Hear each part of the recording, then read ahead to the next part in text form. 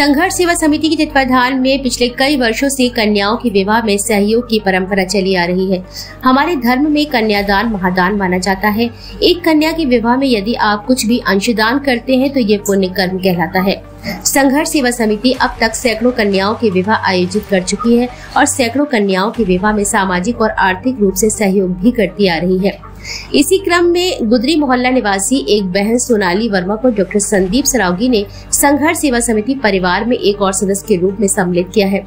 सोनाली के पिता रघुवीर शरण मैकेनिक का काम करते हैं। सोनाली के माता पिता ने अपनी बिटिया के होने वाले विवाह में बड़े भाई की तरह डॉक्टर संदीप सरावगी को आमंत्रित किया। डॉक्टर संदीप द्वारा सोनाली को उपहार देकर विवाह में सहयोग का आश्वासन दिया गया।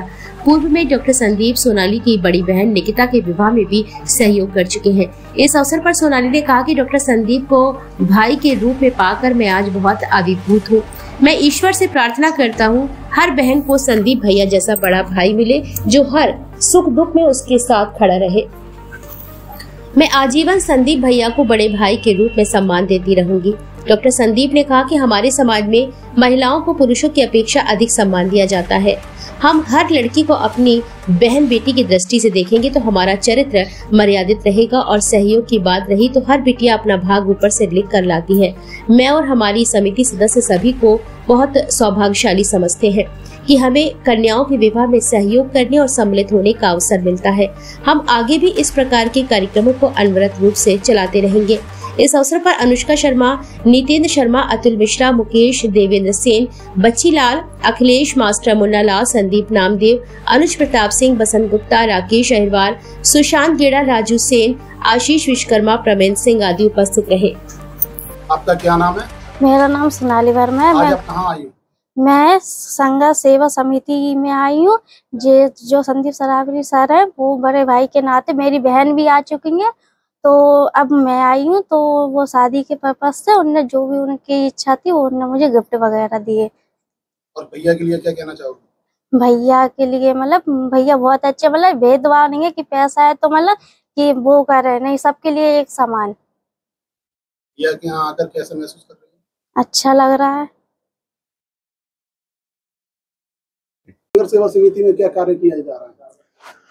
जिस तरह से पूरा बुंदेलखंड इस बात को जानता है कि हमारी देरी पे हमारे परिवार में संघर्ष सेवा समिति में जो भी बेटी या जो भी परिवार को कोई भी कष्ट होता है तो उस कष्ट का निवारण करने के लिए एक छोटी सी समाज सेवा के रूप में मैं संघर्ष सेवा समिति में अध्यक्ष संस्थापक डॉक्टर संदीप सरावगी उस हर परिवार के काम में आने का प्रयत्न करता हूं जिससे कि उनके जीवन में कुछ तो खुशी आए हमारी वजह से।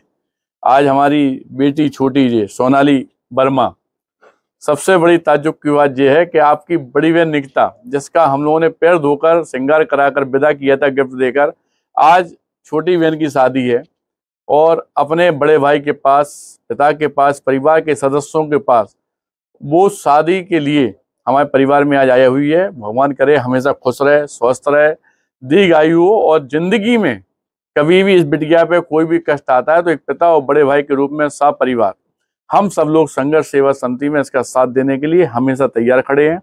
छोटा सा उपहार देकर आज इसे विदा कर रहे हैं और भविष्य में भी एक भाई के रूप में हम लोग हमेशा इसके साथ में परिवार के रूप में रहेंगे।